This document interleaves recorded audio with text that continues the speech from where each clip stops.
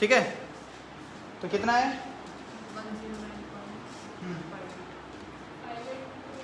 109.28।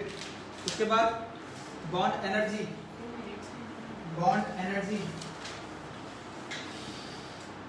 Check कर लेते, आवाज आ रही है। Bond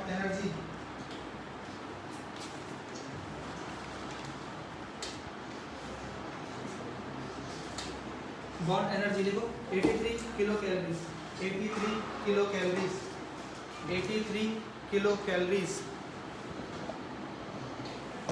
83 kilo calories.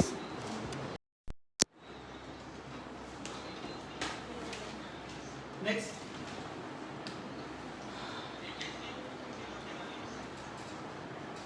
देखो, alkenes have 3D structure, alkenes have 3D structure rather than planar.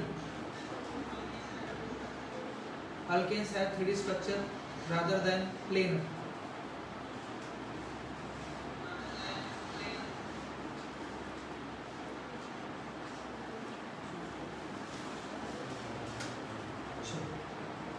हाँ बेटा, अरे माइक खराब हो गया, अब कोई मसला नहीं है। कल एप्पल में हम लोग जाके आए, 1-2 घंटे थे और वो भी पागल हो गए कि ये ऐसा क्यों नहीं हो रहा, क्योंकि हमें लगा कि ये कनेक्टर खराब होगा और वहाँ पे भी चेक किए तो प्रॉब्लम ये फेसबुक का है, आईफोन की कनेक्टिविटी ले नहीं रहा। चलो नेक्स्ट, क्लासिफिकेशन ऑफ अल्केन। अब फास्ट चलते हैं, जब पता ही चल गया कि माइक में आवाज़ आ नहीं रहा है, नॉर्मल आवाज़ आ रहा है। चलो नेक्स्ट है classification of alkanes. Classification of alkanes, classification of alkanes, classification of alkanes।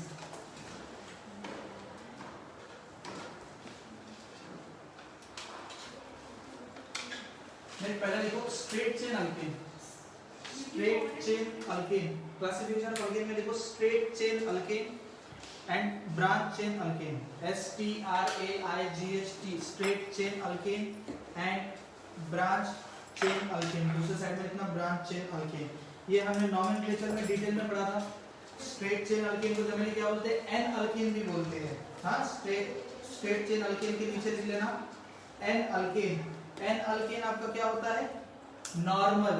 N का मतलब क्या है यहाँ पे, नॉर्मल है। देखो स्ट्रेट चेन अल्केन के नीचे लिखो नॉर्मल एन अल्केन, जो कि स्ट्रेट मैनर में होगी। स्ट्रेट चेन अल्केन में लिखिए एन अल्केन, जो कि स्ट्रेट मैनर में होगी। एंड ब्रांच चेन अल्केन को फिर हम लोग 2 पार्ट में डिवाइड करेंगे। ब्रांच चेन अल्केन को फिर 2 पार्ट में डिवाइड करेंगे। स्ट्रेट चेन अल्केन, इसको हमने एन अल्केन के नाम दिया। दूसरा क्या दिया हमने, branch chain alkane. Branch chain alkane को 2 पार्ट में डिवाइड करो। पहला क्या होता है, आइसो अल्केन, और दूसरा क्या होता है, नियो अल्केन। आइसो अल्केन और नियो अल्केन में फर्क क्या है? When the 2-methyl is present as a substituent are called as iso. When 2-methyl is present as substituent called as iso. ठीक है, मैं इसका मतलब बताऊंगा और एग्जांपल भी लिखा के दूंगा। 2-methyl present as substituent, और यहाँ पे क्या होगा, 2,2-dimethyl present as substituent। ठीक, आर्य बेटा आवाज आपको क्लियर आ रहा है? जरा आप कमेंट में मुझे बताओ।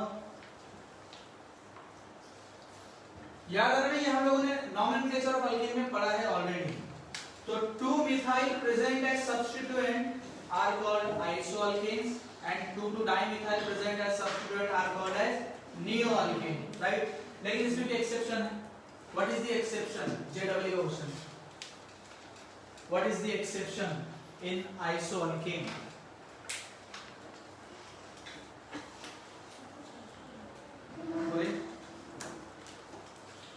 What is the,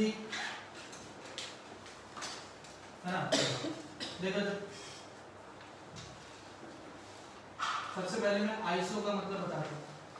CH3 CH CH3 CH3 1 2 3, क्या 2 पे आपका मिथाइल ग्रुप प्रेजेंट है? बोलो। अगर 2 पे 2 मिथाइल प्रेजेंट है सब्स्टिट्यूएंट, तो उसे हम लोग क्या कहेंगे? आइसो कहेंगे। तो देखो इसका टोटल, यहाँ पे टोटल नंबर ऑफ कार्बन कितने हैं? 4। टोटल नंबर ऑफ कार्बन कितने हैं? 1 2 3 4, और 2 पे मिथाइल ग्रुप प्रेजेंट है, इसीलिए हम लोग इसे कहेंगे आइसो ब्यूटेन। क्या कहेंगे? आइसो ब्यूटेन कहेंगे।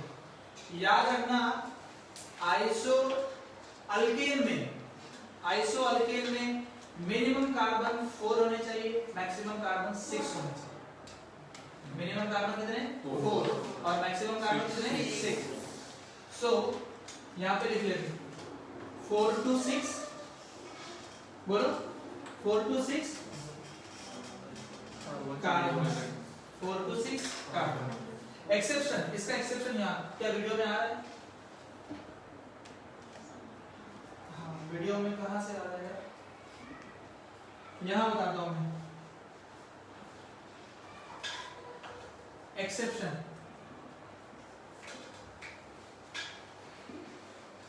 iso-octane is exceptional. Iso-octane is exceptional. देखो iso-octane CH3C CH3 CH3 CH2 CH CH3 CH3, how many carbons? 1 2 3 4 5 6 7 8, क्या 8 कार्बन है? बोलो 8 कार्बन है, सभी को दिख रहा है, कोई मसला तो नहीं? ओके, तो अब यहाँ नोटिस करो, इसको एक्सप्लेन करने से पहले मैं आपको नियो का बताता हूँ। देखो नियो पे क्या है? 2 डाइमिथाइल, 2 डाइमिथाइल। इसका मतलब ये है CH3C CH3 CH3 CH3 1 2 3 4 5, तो इसका मतलब ये 5 से 8 तक के जा, 7 तक था ना, 7 5 to 7 5 to 7 carbon, 5 to 7 carbon. अगर इसके ऊपर जाए तो नियो के एग्जाम्पल थोड़े मुश्किल हो जाएगा, इससे कम भी नहीं होने चाहिए।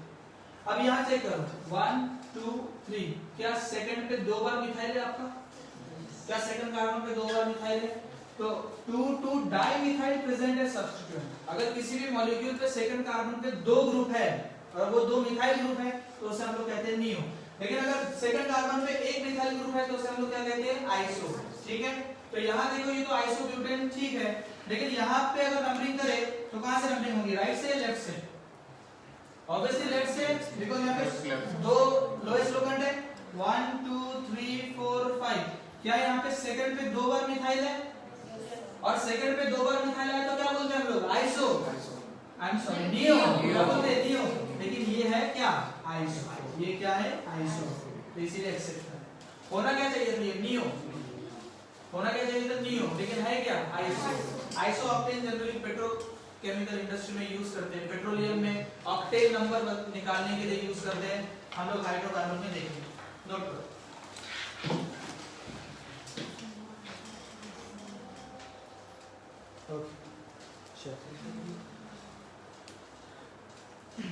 देखिए उसके बाद लिखो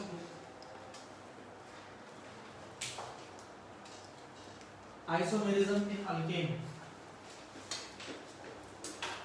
आइसोमेरिज्म इन अल्केन अगर हो जाए तो लिखना isomerism in alkane. Isomerism in alkanes.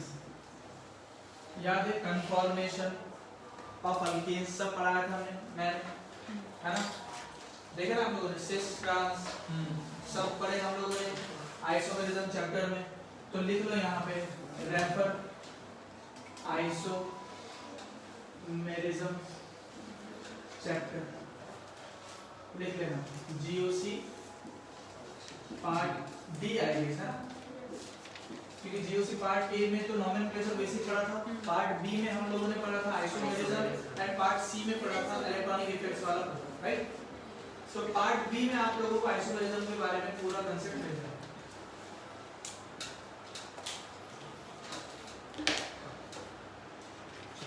Next, methods preparation of alkenes, methods and preparation of alkenes।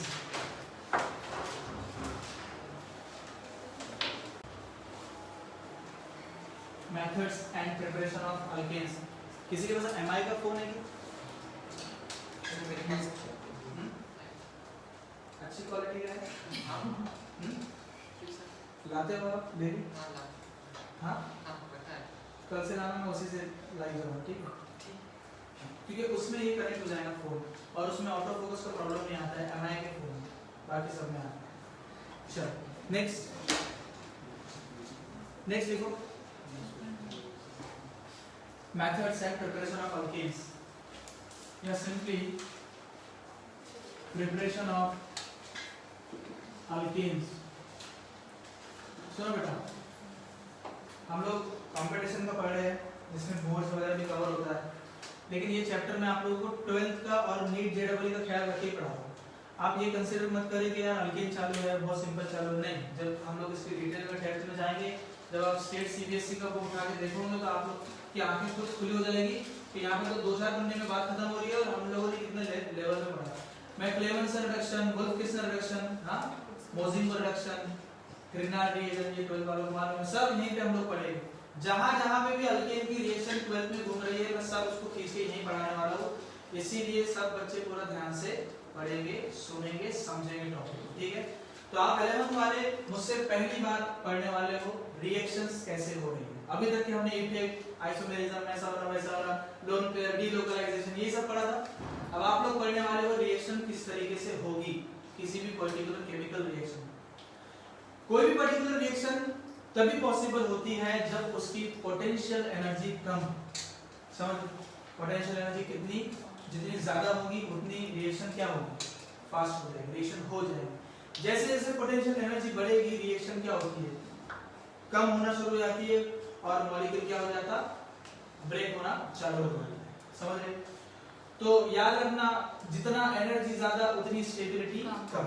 Chemistry का एक नारा है कि highest the energy least stability, highest the energy least stability. Energy ज्यादा स्टेबिलिटी कम, एनर्जी कम स्टेबिलिटी ज्यादा। इसीलिए जो आप लोगों ने ग्राफ कभी देखा होगा, है ना, यहाँ पे पोटेंशियल एनर्जी होती है और इस तरीके से आपका वो फंक्शन करता है, राइट? तो ग्राफ को फिर एक्सप्लेन करने का तरीका ये होता है कि देखो बेटा, ये आपका क्या था, रिएक्टेंट्स है ना, रिएक्शंस, ये आपका क्या है, प्रोडक्ट्स है, ठीक है? बस समझ में आ रही है? तो बोल रहे हैं कि भाई देखो रिएक्शन हो रही है, ये ऊपर जा रहा है, जा रहा है, जा रहा है, पोटेंशियल एनर्जी बढ़ती जा रही है, हाँ बढ़ती जा रही है ना। एक पॉइंट आता है यहाँ पे, ये जो रिएक्टेंट्स के बॉन्ड क्या होते हैं, मतलब पुराने बॉन्ड टूटते हैं और नए बॉन्ड बन जाते हैं, फिर जैसे नए बॉन्ड बनते हैं प्रोडक्ट बनता है, और प्रोडक्ट क्या है, स्टेबल। अरे प्रोडक्ट क्या है, स्टेबल, तो वो फटाक से फिर नीचे आना चालू है ना। मुझे एक बात बताओ, देखो ये रिएक्शन अगर ऐसा आपको ग्राफ पे नजर आए तो एक चीज समझ आना कि भैया ये नॉर्मल रिएक्शन है, लेकिन अगर कभी आपने ऐसा देखा कि रिएक्टेंट ऐसा है और प्रोडक्ट का ग्राफ ऐसा जा रहा है, ये रिएक्टेंट्स है, कहाँ होता है इसका, कौन सी रिएक्शन, सिंपल नाम से बताओ। ऐसे सुनो, यहां पे इस ग्राफ से हमें क्या समझ में आ रहा है कि प्रोडक्ट की स्टेबिलिटी कम है एज कंपेयर टू रिएक्टेंट। अच्छा मुझे एक बात बताओ, हम लोग रिएक्शन करते क्यों, कि हमको प्रोडक्ट क्या मिले, स्टेबल। रिएक्टेंट लेस स्टेबल था, इसीलिए तो उसने रिएक्ट करके प्रोडक्ट को स्टेबल बनाया, समझ रहे हो? लेकिन यहाँ पे क्या हो रहा है, रिएक्टेंट स्टेबल और प्रोडक्ट जो बन रहा है वो क्या बन रहा है, लेस स्टेबल। तो ऐसा कब होगा, जब प्रोडक्ट अल्कीन बना। ये जनरली होता है E1, E2, E1CB रिएक्शंस। अब ये E1 E2 E1 Cp क्या होता है ये हम लोग अल्कीन में पढ़ेंगे। E1 मतलब elimination unimolecular reaction, elimination bimolecular reaction, elimination unimolecular conjugate base reaction, है ना, ये हम लोग अल्कीन्स में पढ़ेंगे। क्योंकि अल्कीन में डबल बॉन्ड रहते हैं और डबल बॉन्ड आसानी से अटैक दूसरी तरफ कर लेते हैं, इसीलिए वो लेस स्टेबल होता है एज कंपेयर टू नॉर्मल, है ना। तो ये याद रखना रिएक्शन। अब हम लोग जब रिएक्शन करेंगे तो आपका एक AB क्या है, आपका एक सबस्ट्रेट है, क्या है, सबस्ट्रेट। उसमें अगर हमने C को अटैक करें, C क्या है आपका रिएजेंट, वो आपको X बीच में देगा, X क्या है आपका इंटरमीडिएट, इंटरमीडिएट, और उसके बाद हमको मिलेगा प्रोडक्ट, उसके बाद हमको मिलेगा। अब जरूरी नहीं है कि हर रिएक्शन में इंटरमीडिएट बने, अगर रिएक्शन में इंटरमीडिएट बनेगा तो उसके बारे में हिस्ट्री हमको मालूम है, क्यों नहीं पढ़े, cation, carbocation, carbanion, free radical, carbene, doublet, singlet carbene, triplet carbene, benzyne, acyl cation, acyl anion, हां भूल गए क्या? अरे कितने लिखा के दिया था मैंने, 8-9 लिखा के दिया था, जिसमें से हमने 5 को पढ़े थे, पूरा को नहीं पढ़े थे, हमने 5 को पढ़े थे, बाकी सबको हमने अवॉइड किए थे बिकॉज़ वो लीस्ट इंपॉर्टेंट थे। अगर रिएक्शन इंटरमीडिएट के बारे में बात आ रही है तो एक चीज क्लियर, हाँ भाई इसके बारे में मुझे नॉलेज है, हमने पढ़ा था इसे। अगर भूल गए होंगे तो वापस से पुराने लेक्चर्स देख लेना, याद आ जाए, ठीक है। आप ही लोगों को पढ़ाए, बात क्लियर हो रही है, याद है ना।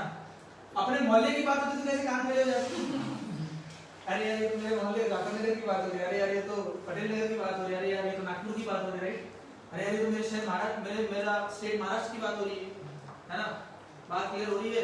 अगर आप अमेरिका में चल रहे हो, वहां पे कोई इंडियन मिल गया तो ऐसा लगता है कि जान छिड़क दो यार, ये इंडियन है, क्यों, सिमिलरिटीज नजर आती ना, मालूम है इंडिया से है, मेरा कल्चर जानता, मुझे पहचानता, राइट।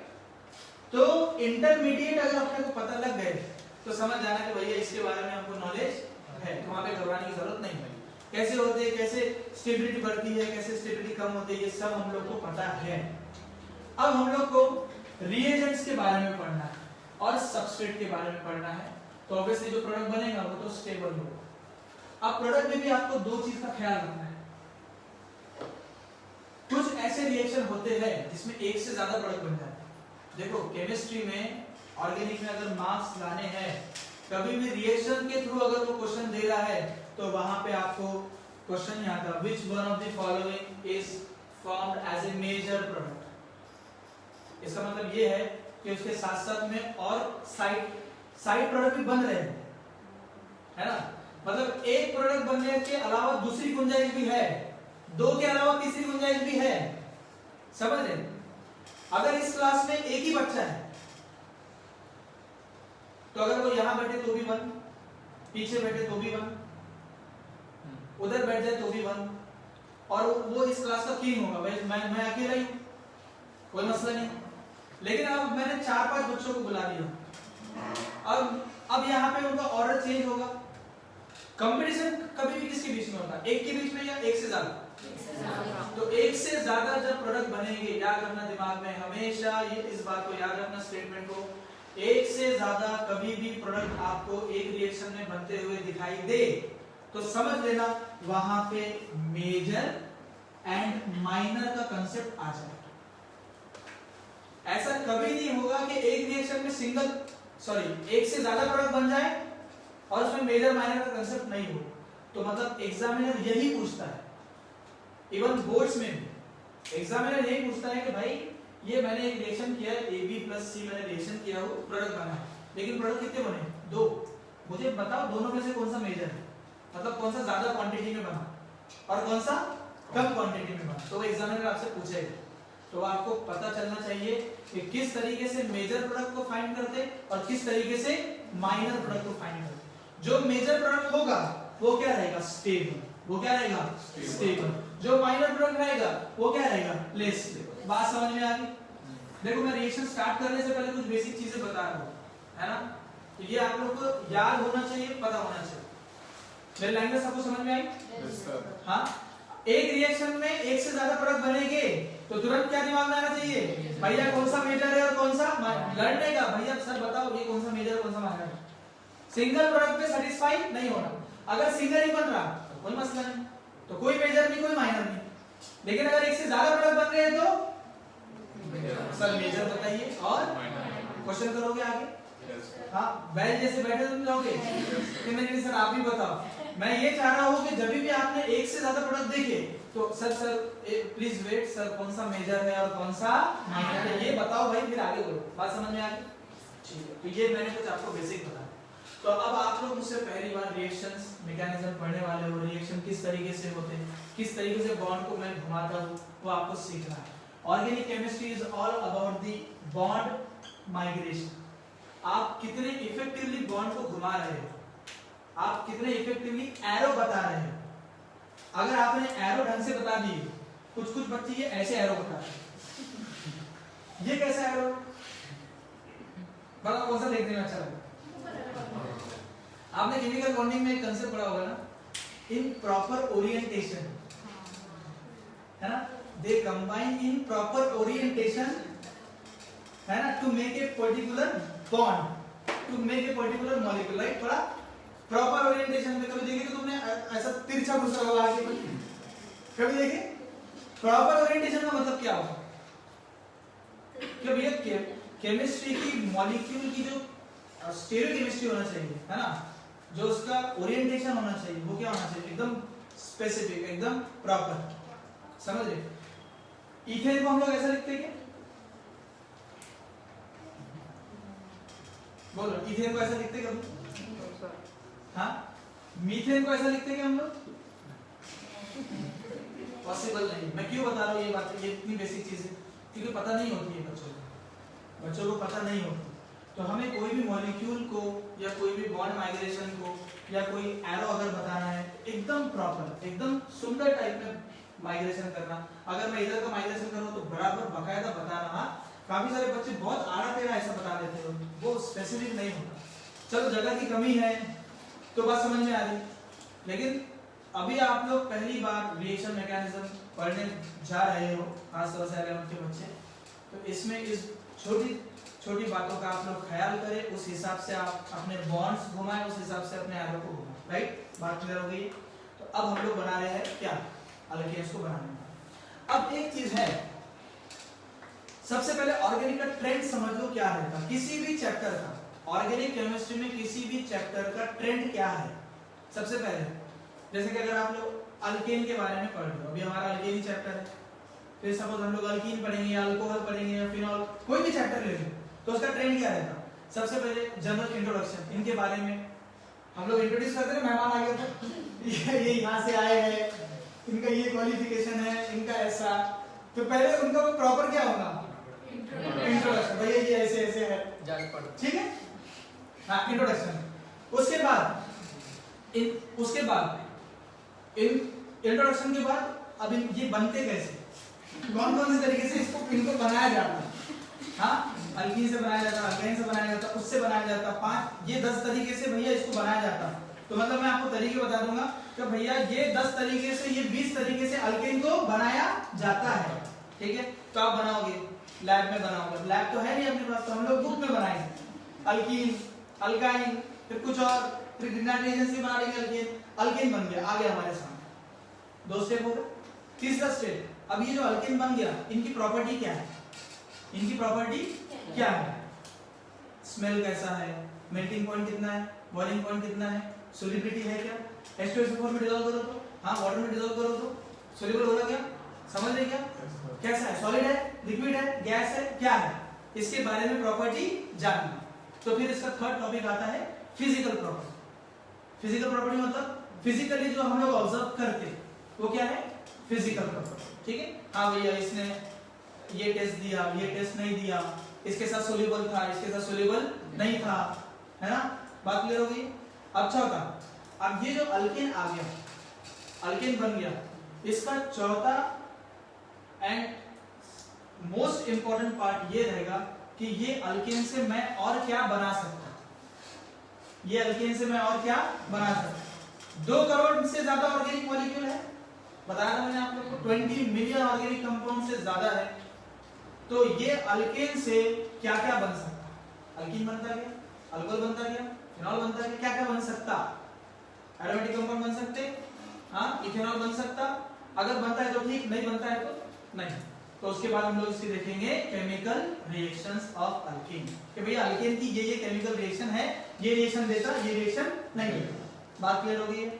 एंड पांचवा और सबसे लीस्ट रहता है उसके इंपॉर्टेंस। अल्केन को पेट्रोलियम में यूज करते, अल्केन को वैक्स के तौर पे भी यूज करते, वो ऐसा यूज करते, वैसा यूज करते, मतलब उसकी प्रॉपर्टी जो भी रहेगी उसके हम लोग लास्ट में यूजेस बता देंगे, एप्लीकेशन बता देंगे, और फिर चैप्टर का कोई भी चैप्टर का क्या हो जाता है भाई, खत्म। तो मेन ऑर्गेनिक केमिस्ट्री में कितने ट्रेंड होते हैं एक चैप्टर में? 5। पहला क्या? इंट्रोडक्शन। दूसरा प्रिपरेशन, बनाओ। तीसरा फिजिकल प्रॉपर्टी, बना लिए ना, अब बनाने से चेक करो क्या है। बनाने से पहले चेक कर सकते कि बिरयानी आपने बना ली, अब तो चेक करेंगे ना, नमक ज्यादा है, कम है, तेज हो गया, क्या हो गया, प्रॉपर्टी चेक करो। उसके बाद केमिकल प्रॉपर्टी बन गई ना, अपर सो खिलाओ सबको, ठीक है। उसके बाद इसकी यूज इंपॉर्टेंस बता दो कि बिरयानी खाने की यूजेस इंपॉर्टेंस क्या है, एनर्जी मिलती, मजा आता, प्रोटीन, 2 दिन खुशी मिलती। इस तरीके से आप लोग क्या कर सकते हैं, अपने चैप्टर को परोस के उसको डिफाइन भी कर सकते हैं और उसके इंपॉर्टेंस भी बता सकते हैं। Right, you got my point. तो कितने 5 बेसिक चीजें। तो नंबर 1 हम लोग स्टार्ट करते हैं। देखो नंबर 1 लिखो, catalytic reduction. Catalytic reduction, catalytic reduction of unsaturated compound, catalytic reduction of unsaturated compound, catalytic reduction of unsaturated compound।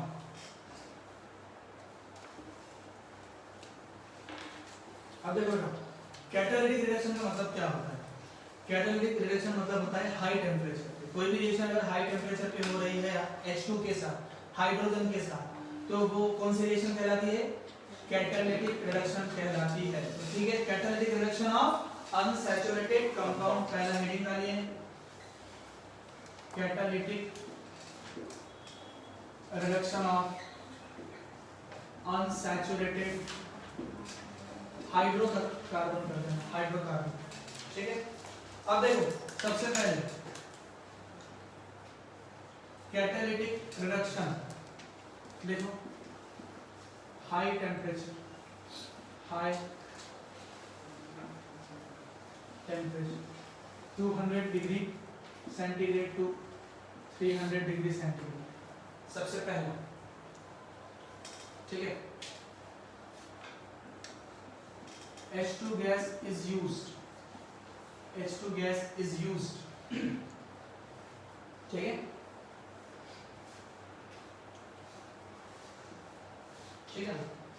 अब देखो यहाँ पे क्या हो रहा था, आपके पास CH2 double bond CH2 plus H2 gas है, H2 गैस। ध्यान से समझना इस बात को, मैं आपको एरो घुमाना सिखा रहा हूँ। क्या करेंगे हम लोग, कभी कभी क्या होता है, कोई टीचर इस तरीके से भी बताते हैं बच्चों को समझने के लिए, वो भी सही है, गलत नहीं है। H2 है ना, तो कोई टीचर ऐसा भी सिखाता है कि भैया एक काम करो, बॉन्ड ब्रेक कर लो, डबल था तो एक बॉन्ड को ब्रेक कर लो, एक हाइड्रोजन को यहाँ लगा दो, एक हाइड्रोजन को यहाँ लगा दो, तो वो बनाएगा क्या, CH3 सिंगल बॉन्ड CH3। ये भी सही है, गलत नहीं। लेकिन हम लोग किस तरीके से करेंगे, हाइड्रोजन का बॉन्ड है, ये हाइड्रोजन को बॉन्ड को माइग्रेट करेंगे इस कार्बन पे, है ना, ये हाइड्रोजन के बॉन्ड को माइग्रेट करेंगे इस पर्टिकुलर कार्बन पे, और फिर ये जो बॉन्ड था जिस पे अटैक होगा वहीं से बॉन्ड को ओपन करो, जिस पे अटैक होगा, जैसे कि ये डबल बॉन्ड है, अटैक किस कार्बन पे होगा, यहाँ पे, तो बॉन्ड भी किधर से ओपन होगा, यहीं से। बात समझ आ गई, ये बॉन्ड ओपन होगा, तो ये बॉन्ड ओपन होके किधर जाएगा, इस हाइड्रोजन के पास जाएगा,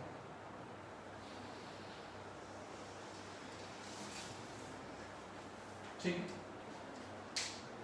बताओ मैंने कैसे बताया, हाइड्रोजन को इधर लेके आओ, आ गया, ये बॉन्ड इधर था, इधर से ओपन हो जाएगा, इधर चिपका हुआ जाएगा, इधर से ओपन होगा, किससे जाके मिल जाएगा, हाइड्रोजन से जाके मिल जाएगा। तो बताओ क्या प्रोडक्ट बनेगा, क्या प्रोडक्ट बनेगा, CH2 के पास क्या आ गया, H तो CH3 हो गया, तो डबल था, डबल से बॉन्ड ओपन हो गया, तो क्या बचा, सिंगल, क्या होगा, CH2, इसने इथेन बनाया, इथीन से क्या बनाया इसने, लेकिन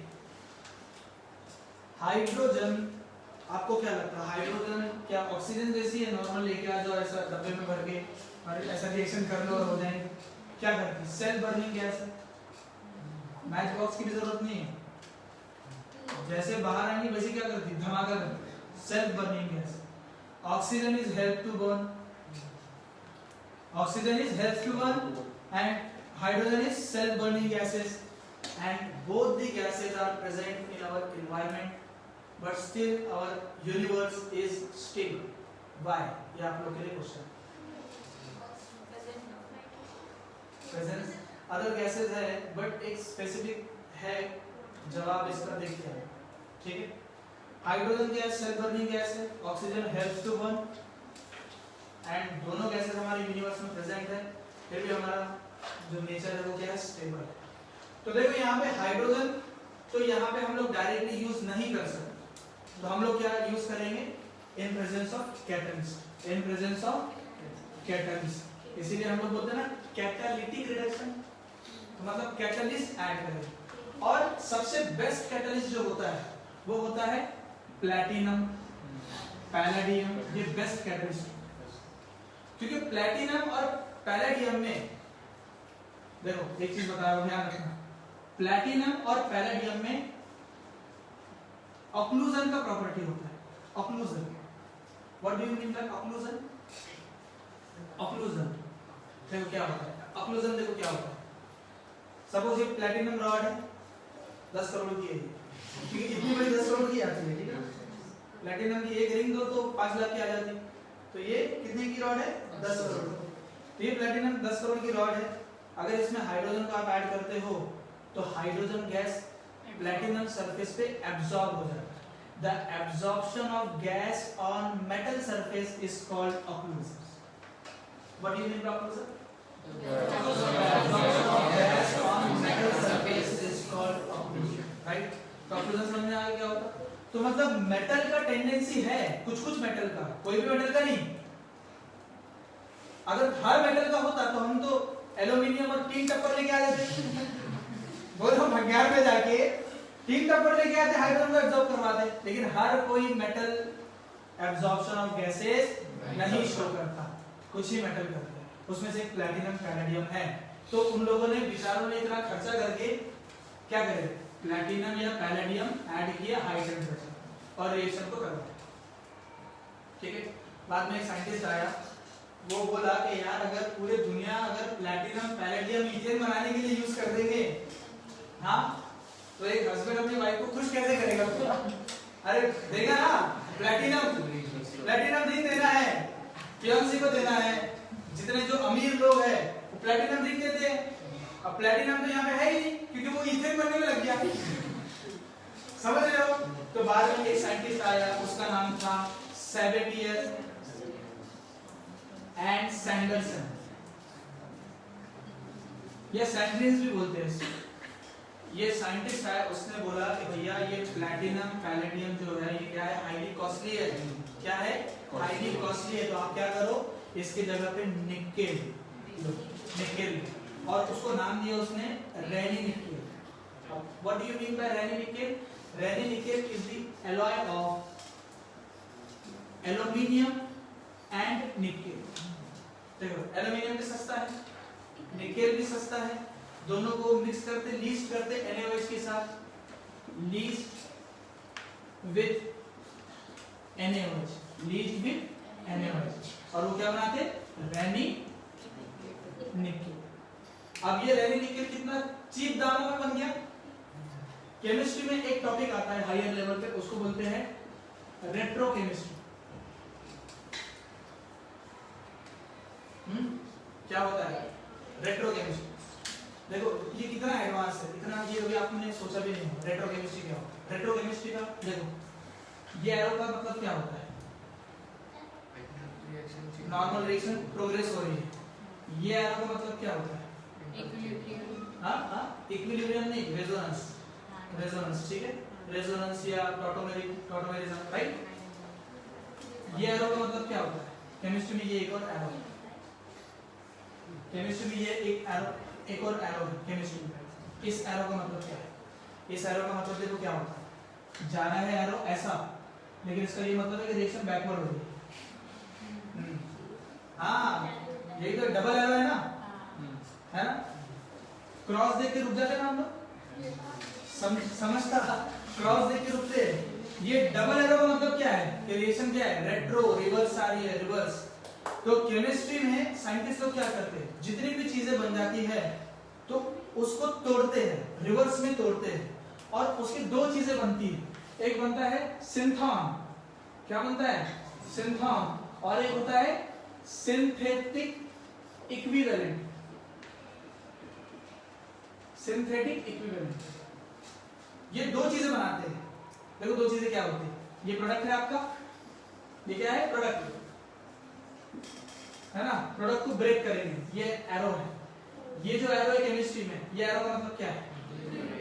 ब्रेक करना, मॉलिक्यूल को क्या करना है? ब्रेक। जैसे कि ये एक मॉलिक्यूल है इथेन, ये ब्रेक हो गया, ठीक है, तो उसको ब्रेक करके क्या बनेगा आपका? ए और बी बनेगा। तो ये ए उसमें से रहेगा सिंथॉन, बी रहेगा सिंथेटिक इक्विवेलेंट। मतलब रेट्रो का रिएक्शन का मतलब ये है कि मॉलिक्यूल को इस तरीके से ब्रेक करेंगे कि आपके जो भी रिएक्टेंट्स आएंगे वो चीप दामों में होंगे। समझ रहे? पहले के टाइम में क्या होता था कि साइंटिस्ट लोगों को एक ही प्रोसेस पता होता था, यानी यार इससे ये बना सकते हैं। लेकिन आजकल के साइंटिस्ट लोग बोलते हैं कि नहीं, वैसा मत करो, आप क्या करो, रिएक्शन को उल्टा करो, रिएक्शन का मॉलिक्यूल बनाओ और उसको इधर से ब्रेक करके देखो क्या बनते हैं, इधर से ब्रेक करके देखो क्या बनते हैं, इधर से ब्रेक करके देखो क्या बनते हैं, और जो भी चीप दामों में अवेलेबल है उससे वो आप रिएक्शन क्या करो, फॉरवर्ड रिएक्शन करा लो, तो आपको पर्टिकुलर प्रोडक्ट चीप दामों में बन जाएगा। तो ऑलवेज रिमेंबर, केमिस्ट्री में एक चीज बहुत ही क्लियर है कि जो भी आपका प्रोडक्ट बनेगा वो क्या बनेगा? चीप दामों में बनना चाहिए। यही उनकी एक माइंडसेट है कि चीप दामों में बनना चाहिए, हाई कॉस्ट पे रिएक्शन नहीं होनी चाहिए। अब यहां देखो, रेनी निकेल हमारे पास बहुत ही नॉमिनल दामों में अवेलेबल है, एल्यूमिनियम भी अवेलेबल है और निकेल वैसे ही, निकेल वैसे भी सस्ता है। तो अब प्लैटिनम और पैलेडियम यूज करेंगे या रेनी निकेल यूज करेंगे? रेनी निकेल यूज करेंगे। तो फिर हम लोग सेम टू सेम रिएक्शन को करेंगे,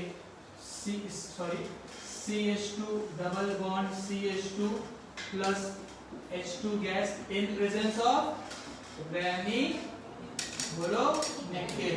थोड़ा हीट कर देने का, हीट करके तो रिएक्शन फास्ट हो जाती, राइट। तो बोलो क्या हो गया? देखो इसको मैंने पकड़ लिया, पकड़ के इसको लेके गया किधर?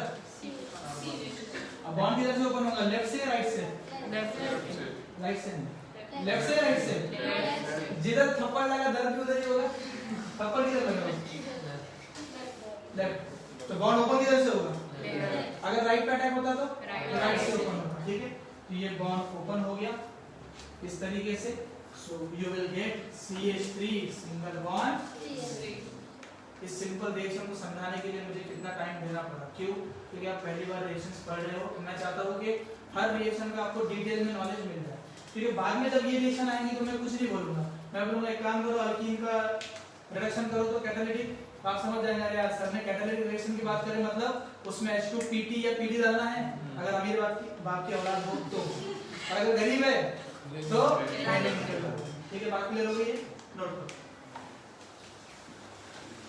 सर वो साइंटिस्ट का नाम क्या लिखा आपने? सेबिटियर एंड सैंड्रिंग्स। सेबिटियर मैं लिखा के देता हूँ, SABATEIR, TIER लिखना, SABATEIER, सेबिटियर एंड सैंड्रिंग्स।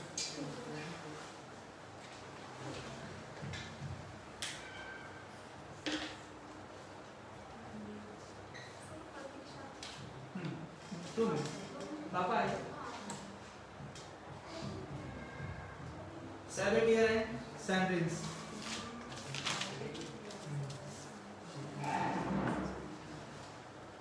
जल्द आज कैटेलिटिक रिडक्शन में पूरा कर लेता हूँ, 5 मिनट लगेंगे मुझे।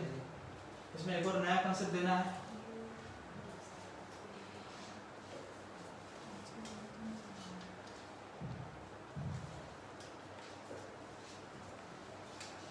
ठीक, देख लिया आप लोगों ने किस तरीके से एरो को घुमाना है, किस तरीके से करना है, सब अच्छे से समझ में आ गया।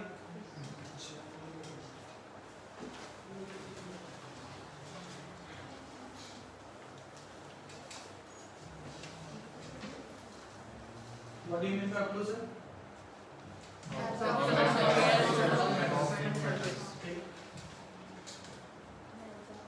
सैल्वेटियर आप लोगों ने पढ़ा होगा नहीं occlusion, उसमें हाइड्रोजन में होगा। सरफेस केमिस्ट्री में भी है हाइड्रोजन। हाइड्रोजन को केमिस्ट्री में एक अरे इसको क्या पढ़ते हैं आप? एक में पढ़ते हैं गंगुए।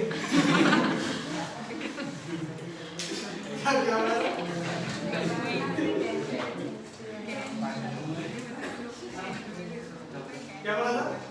गंगुए।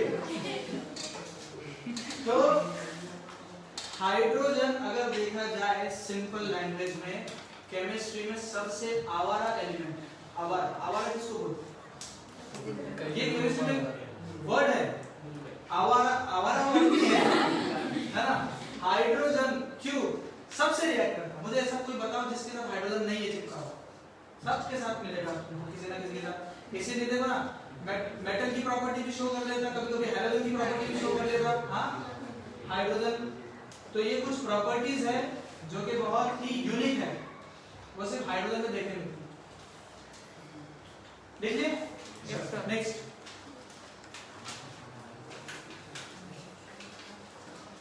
CH triple bond CH plus H2 gas.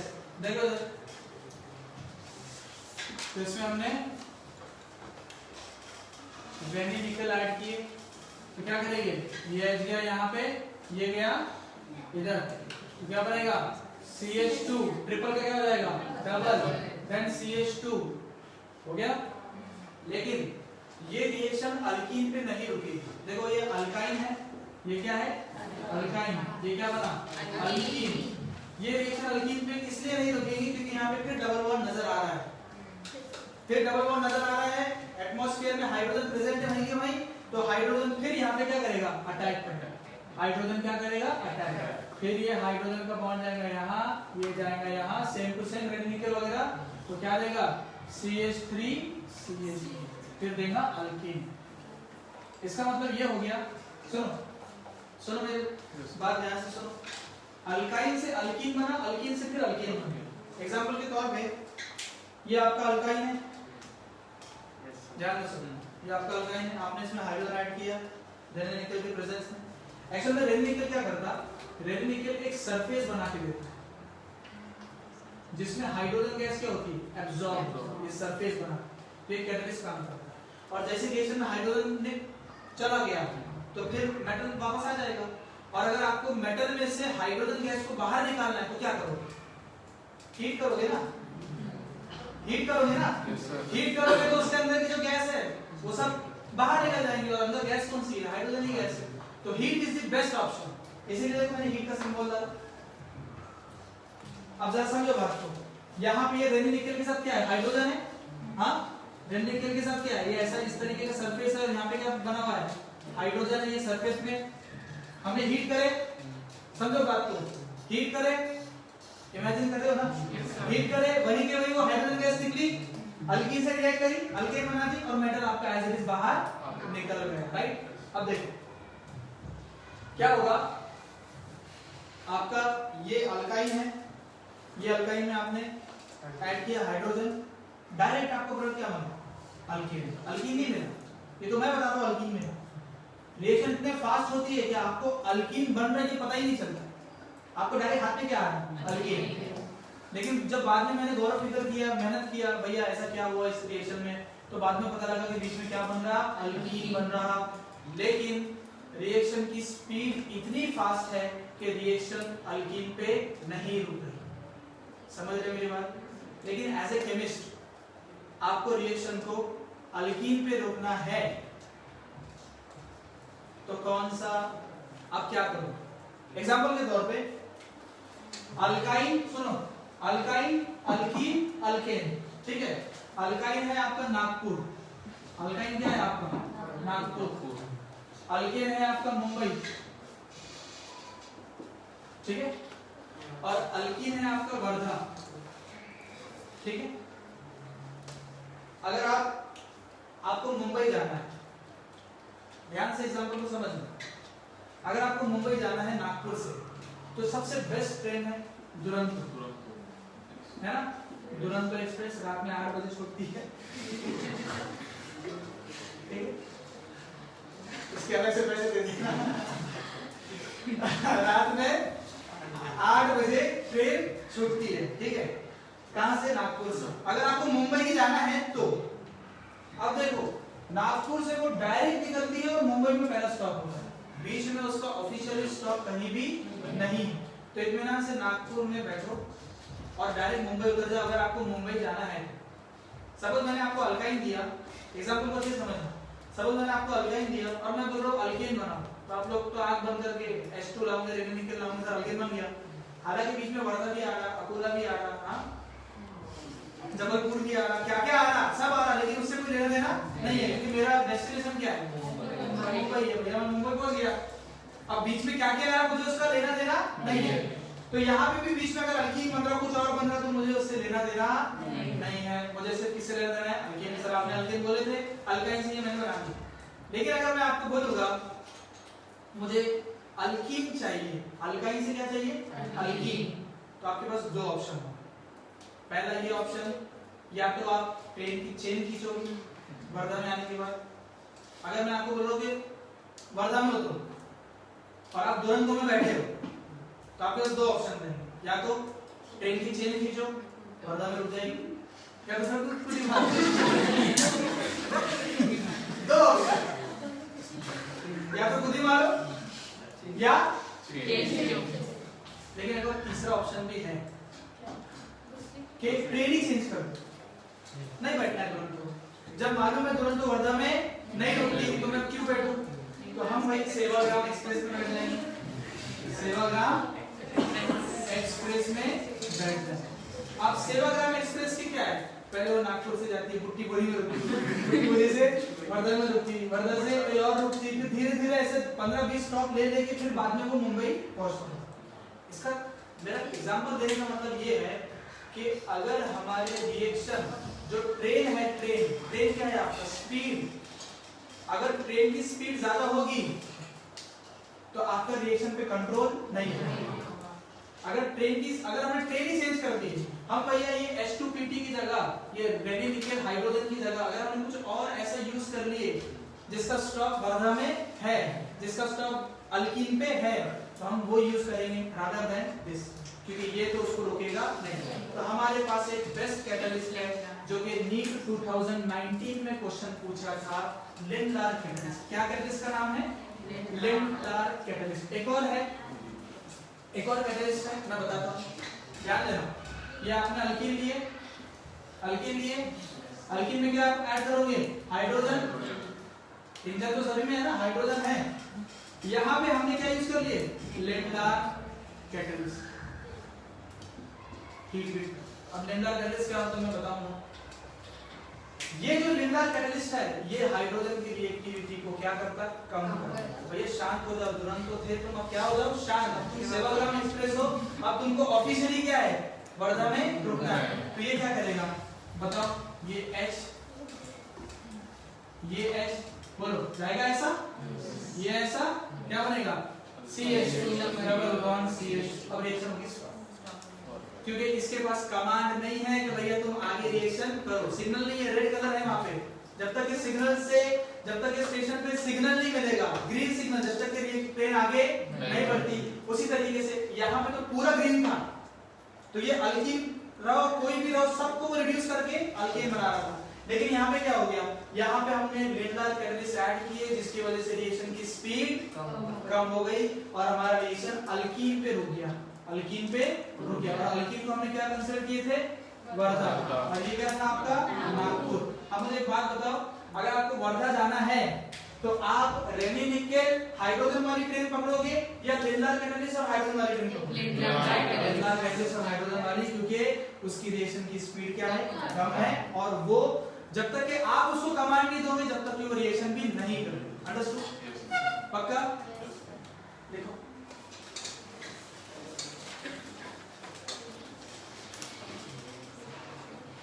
ये लिंडार कैटलिस्ट क्या होता है, मैं लिखाता हूं।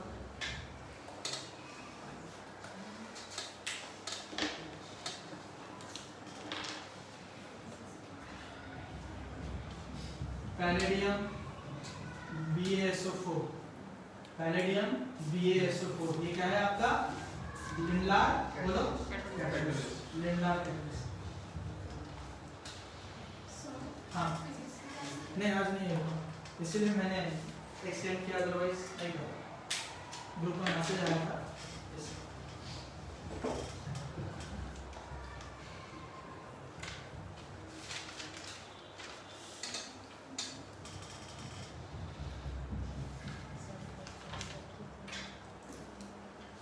क्या हो गया प्रतीक्षा,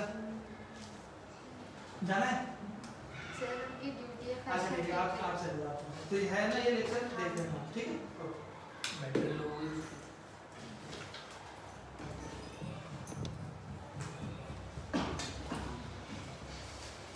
मजा आया टॉपिक में? यस पक्का? सर लिखना कौन सा है, वो वाला कि वर्धा वाला कि ये दोनों लिखना। ये हालांकि लिख लेना नागपुर, वर्धा, मुंबई, क्यों?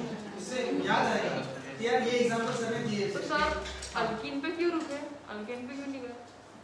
क्योंकि ट्रेन चेंज है ना बेटा। ट्रेन कौन सी है? ट्रेन सेवन का एक्सप्रेस है ना, लिंडार कैटलिस्ट ट्रेन है ना। अगर दुरंतो होती रेनी निकेल और हाइड्रोजन तो बात अलग होती, तो वो फास्ट स्टेशन है, लेकिन यहाँ पे अलग। यहाँ पे एक और मैं कैटलिस्ट बनाने वाला हूँ, आप लाइव देख लेना। बस 2 मिनट और लगेंगे, एक और कैटलिस्ट बता रहा हूँ।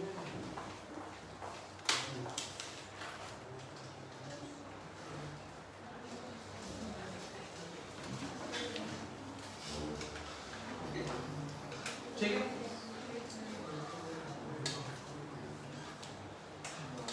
तो लिखो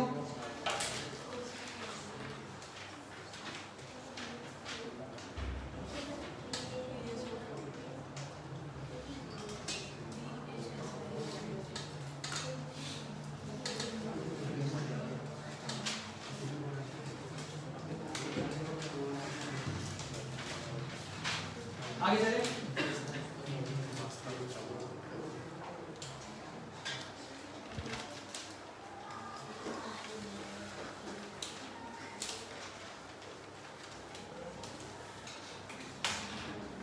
ऑनलाइन में बेटा आपने नोट किए? अरे ठीक है, बताओ लिंडार कैटलिस्ट का सबसे बेस्ट चीज क्या है? स्लो हाँ, रिएक्टिविटी क्या है इसकी? Slow.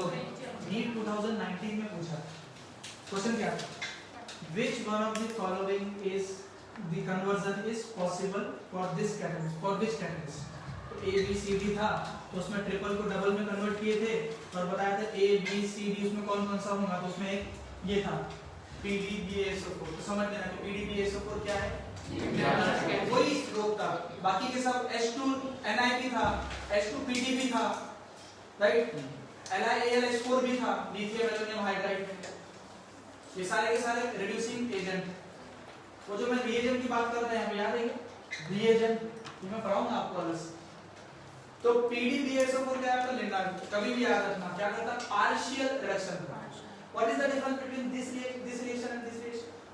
This is complete reduction. देखो रिडक्शन मतलब क्या, डबल होना ही नहीं, ट्रिपल होना नहीं, डायरेक्टली कन्वर्ट सिंगल बॉन्ड, वो कंप्लीट रिडक्शन है। ये पार्शियल रिडक्शन हुआ लेकिन पार्शियल, पूरा। नेक्स्ट देखो, नेक्स्ट देखो हेटेरोजेनस कैटलिस्ट।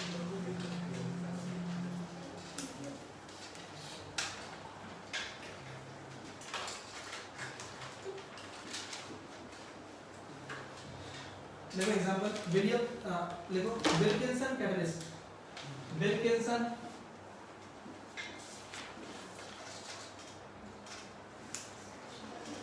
Wilkinson catalyst. तो आज मैंने आपको 3 कैटलिस्ट के बारे में पढ़ा है, H2, PT, PD या NI। पहला, दूसरा लेवलार कैटलिस्ट, तीसरा विल्किंसन कैटलिस्ट। और हाइड्रोजन तो साथ में लेंगे हम लोग, लेवलार के साथ भी H2 रहेगा और प्लैटिनम, पैलेडियम और निकेल के साथ भी H2 रहेगा और विल्किंसन के साथ भी H2 रहेगा।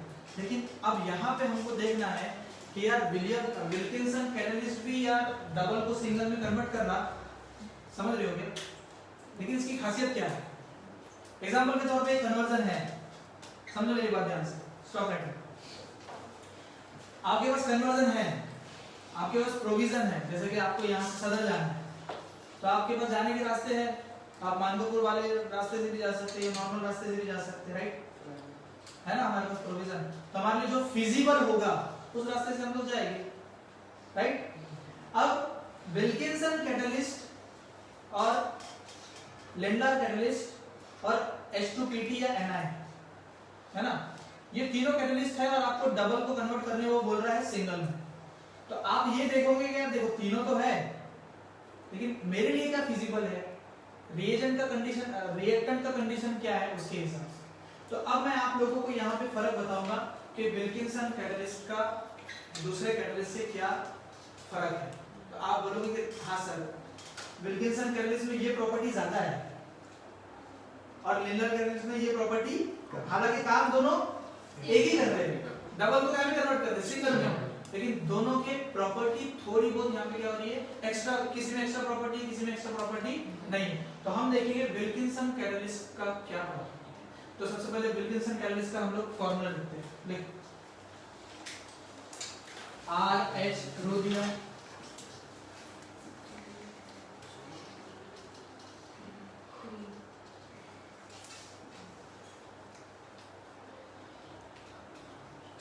PPH3 थाइस, ठीक है,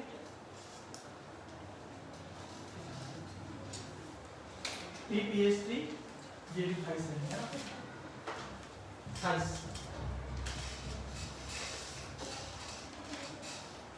तो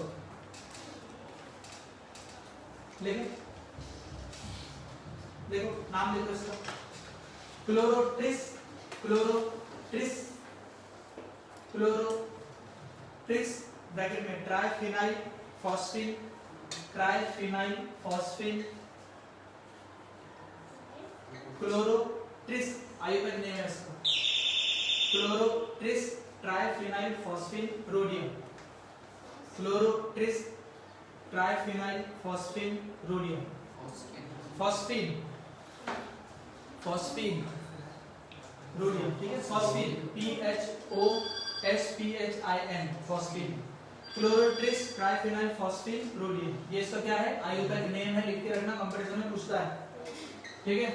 अब देखो इसको दूसरा स्ट्रक्चर ऐसा भी, देखो इधर RHCl P, देखो पीएच को हम लोग C6H5 भी लिखते हैं, अरे पीएच को लिखते हैं ना C6H5, ये 3 टाइम्स, ये 3 टाइम्स। अब देखो इसका मैं स्ट्रक्चर बनाना, इसका स्ट्रक्चर देख रहे हैं हम लोग, विल्किंसन कैटलिस्ट का स्ट्रक्चर देखते हैं, देखो RH और ये आपका Cl, ये आपका आ गया Cl, ठीक है। अब देखो फास्फोरस कितने बार है, 3 बार, और एक फास्फोरस पे कितने बार रिंग है, 3 बार, ठीक है। तो देखो कैसे बनेगा, फास्फोरस, फास्फोरस, फास्फोरस, ठीक है। अब 3D में बनाना है तो एक अबोव द प्लेन बनाए, तो इसको क्या बनाते हैं हम लोग, बिलो द प्लेन, ठीक है। अब मुझे बताओ एक फास्फोरस पे कितने बार रिंग है, 3 बार रिंग है, 3 टाइम्स है।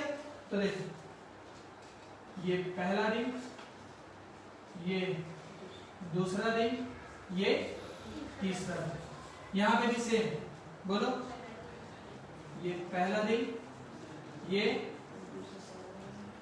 दूसरा रिंग और ये तीसरा रिंग, यहां पे भी ये पहला, दूसरा और ये बन गया का स्ट्रक्चर विल्किंसन कैटलिस्ट का। अब सुनो, देखो मत, बस 2 मिनट लगेंगे एक रिएक्शन से, बस इसका मतलब समझाना है। सब बच्चे ध्यान दो, देखो मत, क्या आपको ये कैटलिस्ट बहुत ज्यादा बल्कि नजर नहीं आ रहा? हेवी है, हेवी है ना, मोटा है, बल्कि। तो अगर रास्ता कम है तो मोटा पर्सन उसमें से जा नहीं सकता। सही एग्जांपल है, रास्ता कम है तो मोटा पर्सन उसमें से जा नहीं सकता। सपोज हमारे पास कुछ इस तरीके का एग्जांपल आ जाए, ध्यान देना, तो आपको ना विल्किंसन कैटलिस्ट का ये ड्रॉबैक नहीं है मोटा होना। किसी बच्चे का या किसी पर्सन का ओबेसिटी प्रॉब्लम हो जाता है, मोटा होना, है ना। लेकिन यहाँ पे इसका मोटापा होना क्या है, एडवांटेज है। देखो एडवांटेज कैसा है, ध्यान देना। तो हम ऐसा लिख सकते हैं क्या, Wilkinson catalyst is bulky catalyst. क्या है, बल्की कैटलिस्ट, थोड़ा मोटा है, हेवी। सुनो, लिखो मत ना, लिखने के लिए है ना टाइम, ये अगर छूट जाए तो लेक्चर भी है, राइट। समझो ना, समझना ज्यादा इंपॉर्टेंट।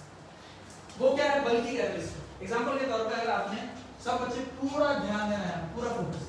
अगर आपके पास कुछ इस तरीके का मॉलिक्यूल है, CH3 C double bond C CH CH double bond CH, ठीक है, ठीक है। अगर आपने इस पे H2 PT या PD अमीर अगर है तो, और अगर नहीं है तो रेनिनिकल अगर ऐड करेंगे, रेनिनिकल ऐड करोगे तो देखो डबल बॉन्ड यहाँ पे भी है, बोलो, और डबल बॉन्ड यहाँ पे भी है। तो ये दोनों डबल बॉन्ड को क्या करेंगे, रिड्यूस, क्योंकि ये हाईली रिएक्टिव है। डबल को गिनेंगे नहीं, डायरेक्ट डबल देखो या ट्रिपल देखो, क्या में कन्वर्ट करेंगे, सिंगल में। तो क्या प्रोडक्ट बनेगा, CH3 CCH3 H आ जाएगा यहाँ पे, फिर single bond, then CH2, then CH2, then CH3, ऐसे बनेगा। ठीक। अब अगर आपने इसमें लेंडलार कैटलिस्ट भी ऐड कर दिया तो भी यही बनेगा, क्योंकि लेंडलार कैटलिस्ट भी क्या है, रिड्यूसिंग एजेंट है। जहां पे डबल दिखेगा वहां पे उसको सिंगल में कन्वर्ट कर देंगे। लेकिन अगर हमने, अब ध्यान देना, यहाँ पे एक चीज नोटिस करो, और वही विल्किंसन कैटलिस्ट का आपको एडवांटेज होता है। अगर हमने इस रिएक्शन में विल्किंसन कैटलिस्ट यूज की तो विल्किंसन कैटलिस्ट क्या है, बल्कि है, बोलो, बल्कि है ना। मुझे एक बात बताओ, राइट वाले डबल बॉन्ड और लेफ्ट वाले डबल बॉन्ड में हाईली बल्कि डबल बॉन्ड कौन सा है, लेफ्ट। सोच समझ के जवाब देना, लेफ्ट या राइट। हाँ, लेफ्ट वाला सही तो बोले ना, डरने का क्यों, 2 + 2 4 होता है, मैं बोला सोच समझ के बोलो। तो सोचते में मजबूर जाओगे क्या, अरे यार 2 + 2 4 होता है क्या, बोलो यार, मैं बहुत मोटा हूँ, मान सकते हैं आप, मैं बहुत ज्यादा दुबला हूँ, मान सकते हैं नहीं। तो जो चीजें हकीकत में है उसके लिए आगे वाला अगर डरा के भी पूछ ले तो पीछे नहीं हटना। मुझे बताओ, राइट वाला डबल बॉन्ड और लेफ्ट वाले डबल बॉन्ड में कौन सा बल्कि डबल बॉन्ड, लेफ्ट वाला। तो हम लोग लिख लेंगे highly substituted double bond, highly substituted double bond, right. Highly substituted, highly substitution है, इसका मतलब यहाँ पे क्राउडिंग ज्यादा है। यहाँ पे क्या है, क्राउडिंग, बहुत ज्यादा क्राउडिंग है। हम क्या करते हैं, जैसा कि अगर हमको मम्मी ने कुछ बोला कि यार दूध लेके आ, चाय बनानी है, तो हम लोग जो किराना स्टोर में जाते हैं, अगर देख लिए कि यार ये किराना स्टोर में यहाँ पे क्या शादी का पंडाल है, लोग नाच रहे, गा रहे, ये कर रहे, तो हम लोग हमारा रास्ता चेंज कर लेते, किसी को कोई फर्क नहीं पड़ता। तो घर पे आके बोलते कि मम्मी वहाँ पे शादी थी, और बोलते भी नहीं हम, क्यों, बहुत कॉमन चीज है, वो बहुत कॉमन चीज है। तो यहाँ पे क्या होगा, यहाँ पे क्या होगा, ये विल्किंसन कैटलिस्ट इतना बल्कि है कि वो ये डबल बॉन्ड में घुस ही नहीं पाता, जा ही नहीं पाता। समझ मेरी बात, खुद इतना मोटा है तो ये यहाँ पे भी ये इतना, ये क्राउडिंग है, ये CH3 है, क्या है, ज्यादा बल्कि है, बल्कीनेस यहाँ पे ज्यादा है, बहुत ज्यादा लोग है, क्राउडिंग है, और क्राउडिंग में खुद इतना बड़ा बल्कि ग्रुप जाएगा क्या, नहीं। तो वो यहाँ पे अटैक करता ही है। वो किधर अटैक करेगा, always remember Wilkinson catalyst attack only less substituted bond, less crowding site, जहां पे क्राउड नहीं है वहीं से जाएगा, क्योंकि खुद मोटा है ना, समझ रहे क्या? जहां पे क्राउड नहीं है मैं वहां से जाऊंगा, जहां पे क्राउड है मैं जाऊंगा नहीं। हालांकि डबल बॉन्ड रहने दो या ट्रिपल बॉन्ड रहने दो, मैं रिड्यूस नहीं कर रहा, रिएक्शन नहीं दूंगा, लेकिन नहीं जाऊंगा, समझ गए? तो अब मुझे बताओ इसका प्रोडक्ट क्या बनेगा? CH3 CH3 double bond CH CH2 CH3, यहाँ पे हम लोग लिखेंगे double bond remain unaffected, double bond remain unaffected. अब मुझे एक बात बताओ, अगर आपके सामने ऐसा कोई रिएक्शन आ गया, उसके सामने उसने सिर्फ एरो दिया, सिर्फ एरो, और एरो पे दिए क्वेश्चन मार्क और बोला बताओ ये क्वेश्चन मार्क क्या है? A B C D। तो अगर A पे दिया रहेगा H2PT, नहीं मानना। अगर यहाँ पे दिया हुआ है H2 रेनी निकेल, नहीं मानना। अगर यहाँ पे दिया है लिंडलर कैटलिस्ट, नहीं मानना। अगर यहाँ पे दिया है विल्किंसन कैटलिस्ट, मान लेना। वही क्यों? क्योंकि वो हाईली सब्स्टिट्यूटेड डबल बॉन्ड को रिड्यूस नहीं करता और लीस्ट सब्स्टिट्यूटेड डबल बॉन्ड पे ही अटैक करता है। तो what is the advantage of Wilkinson catalyst? Only attack to less substituted site, not highly substituted site. तो क्या हो सकता? अगर एक ही मॉलिक्यूल में दो डबल बॉन्ड है, अब हम क्या है? केमिस्ट है। केमिस्ट लोगों का काम क्या होता है? खेलना, मॉलिक्यूल से खेलना। एक काम करो, इसको ये करके देखो, इसको ये करके देखो। अब मैं केमिस्ट हूँ, मैं खेल रहा हूँ कि भाई मुझे मॉलिक्यूल में एक ही डबल बॉन्ड को अटैक करवाना है, दूसरे डबल बॉन्ड को रोक देना है।